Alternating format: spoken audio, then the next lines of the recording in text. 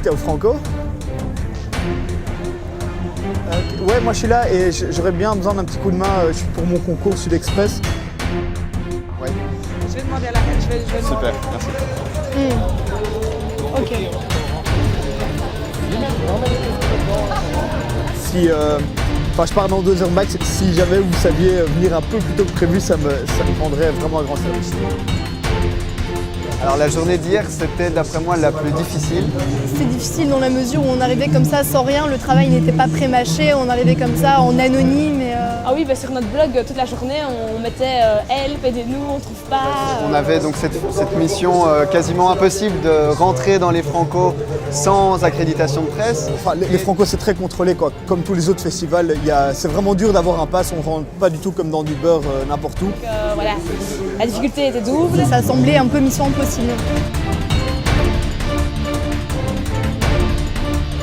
Et donc voilà, il a fallu faire un peu des pieds et des mains. Moi j'ai appelé des gens avec qui j'ai travaillé pendant mes stages pour voir si eux ne savaient pas m'aider. J'ai harcelé quoi. J'ai harcelé les managers, elle a dit non. Bon, à la fin, on a tous eu de la chance. Et donc je me suis retrouvée à 21h au studio RTBF avec 2 autres journalistes. Et là c'était génial. J'ai rencontré Miss Kitine. Elle ne voulait pas répondre aux questions des journalistes. Mais j'ai pu me mettre à côté d'elle pendant le concert, j'étais vraiment sur son épaule. J'étais assez fière de moi. Et puis ça s'est terminé par un petit set acoustique dans l'ascenseur. Et ça c'était une chouette expérience, on s'est bien marré. I'm working all day long, you're working all day long, we are working all day long and on and on and on. Donc aujourd'hui j'ai 10 € au Francophonie de Spa et je dois donc me débrouiller avec ça. Qu'est-ce qu'on peut faire avec 10 € sur le site? Et donc j'essaie un petit peu d'aller près des gens, je vais de stand en stand demander combien ça coûte.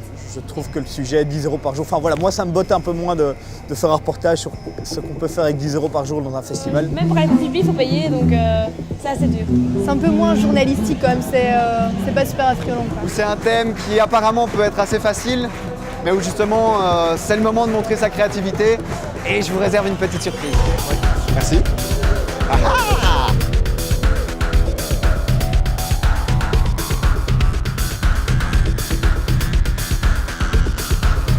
Le carrefour des artistes, oui. Tout au fond il y avait le carrefour des artistes et là il y avait franchement des concerts un peu de qualité. De là j'ai formé comme un petit micro-trottoir. Bon, là j'essaie juste de savoir si j'ai des amis ou pas présents dans le festival pour avoir leurs impressions, pour savoir comment eux se débrouillent avec leur argent, quels sont les bons plans.